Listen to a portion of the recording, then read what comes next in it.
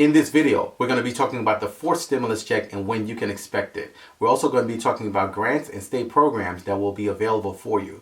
And finally, we're going to be talking about how to spend your stimulus check and smart ways to be able to spend your stimulus check. Let's get started.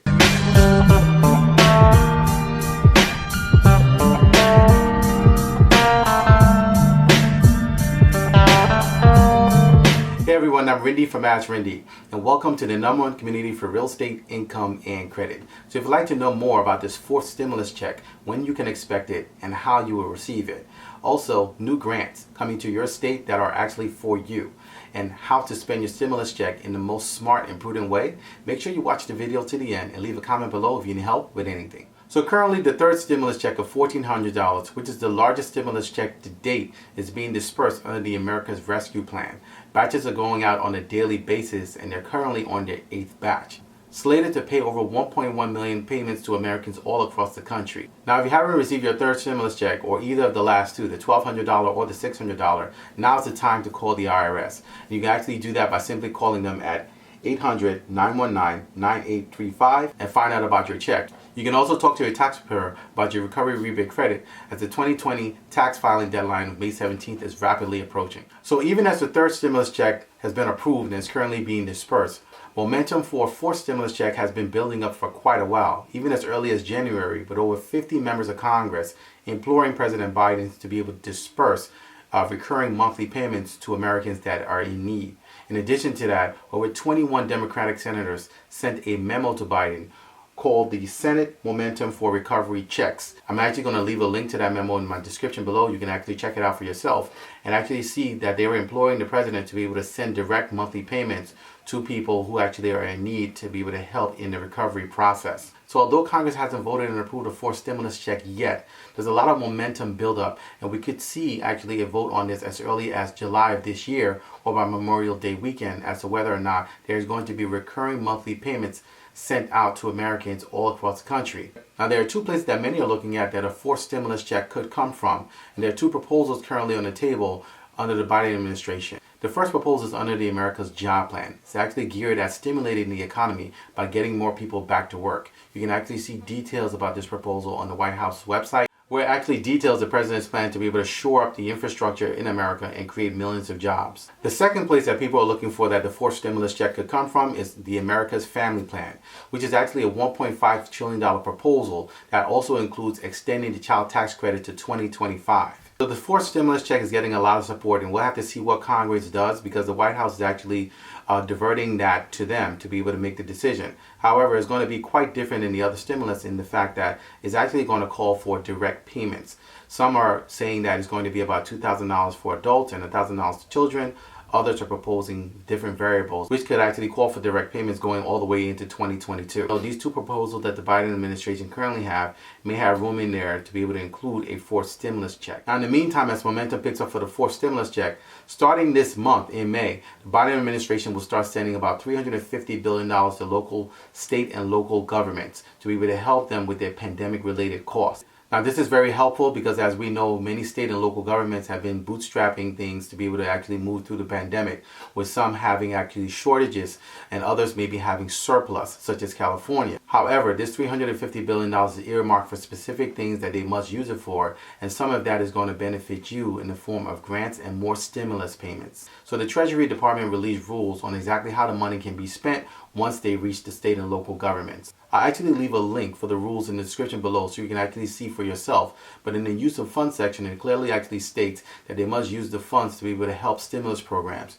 which include stimulus checks, mortgage assistance, rental assistance, property tax assistance, also utility assistance, and more.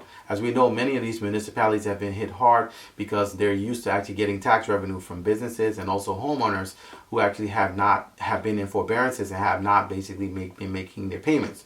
So the mortgage servicers have been making the payments, and some mortgage servicers probably have paid up to a certain amount and then they've stopped. So then there's basically a tax shortage or a tax shortfall in many of these municipalities. They're not getting the revenues that they need coming in to be able to support their infrastructure. So this is a good added help and infusion to the local economy to be able to jumpstart things again, where people can probably get jobs. The municipalities will have the monies that they need to be able to do and perform their services, and also basically probably open up more job opportunities for local people who have been out of work. So aside from actually federal help, you can expect that the states now will have the funds to be able to help if you need help with mortgage assistance, rental assistance, utilities assistance, which are probably the three major things that I've seen people actually look for help with. We get a lot of inquiries on mortgage assistance, rental assistance, and also utility assistance. And knowing that these states have these funds now that they have to actually earmark and use this for, you definitely want to take advantage of that within your state. So we're going to be including some information within our resource area for your state to be able to know how to contact them and inquire as to whether or not they have the funds available currently and what they're going to do as far as disbursement, how you can actually get that grant or get awarded some of those funds to be able to help what you need help with. Now, another great piece of news is that starting in July, disbursements for the child tax credits will begin. So this is actually aimed at reducing child poverty by 45% and is slated to run until December. So the disbursements will be as follows. If you have children under 6, you're going to be getting a $300 check deposited on a monthly basis. If you have children that are between 6 and 17, you're going to be getting a $250 check on a monthly basis all the way up until December. Now, the IRS is urging people with children to file their 2020 return as early as possible so that they're ensured that they're actually eligible for the appropriate child tax credit.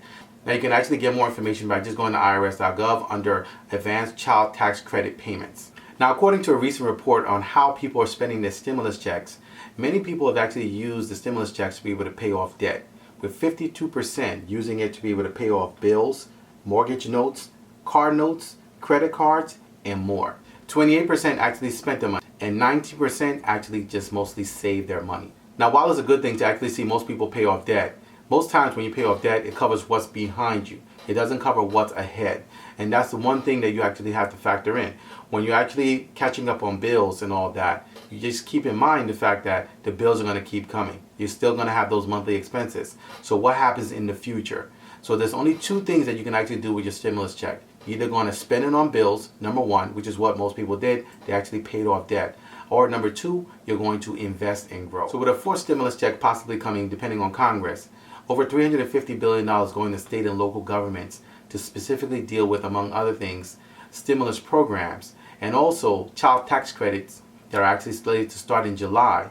What do you do with all these stimulus payments? How do you actually use the money? Now, of course, we've seen a record number of Americans this year move towards investing, with more people investing in the stock market than probably ever before. And while it's good to invest your money in the stock market, you also have to factor in the risks. And two of the main things that we're seeing currently are inflation and also gas shortages, which is causing the market to be a roller coaster. So as I've learned over my last 19 years of being in business, building one of my businesses to a 7-figure company, I can tell you that the best investments that you can make outside of stock, outside of everything else, is to invest in yourself. You are the best investment that you can make. So not only do you want to make sure that you invest in yourself, but you also want to invest in a business that's recession proof. And one of the best recession-proof businesses that you can start today is going into the real estate business.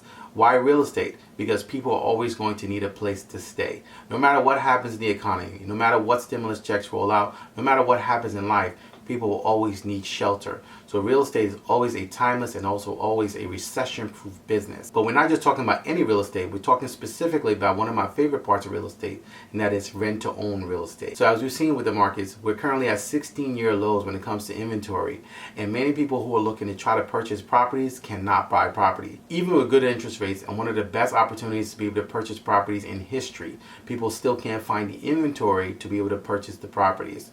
That's where rent-to-own comes in. Rent-to-own gives you the best of both worlds. It gives you the ability to be able to see what the market is doing and also rent with the option to purchase the property. It's something that we do on a daily basis, and we've actually created a system that actually is recession proof, and is the business that I've done over the last 18 years that gives you multiple streams of income on a monthly basis.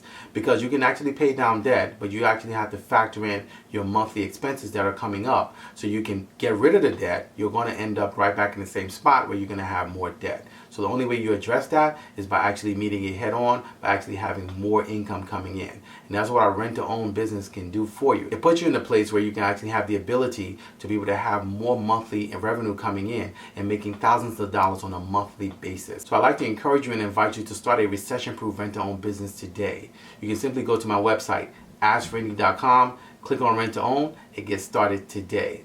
So if you have any questions, please feel free to leave them in the comment section below. I look forward to seeing you on the next video. And until next time, thank you so much for watching.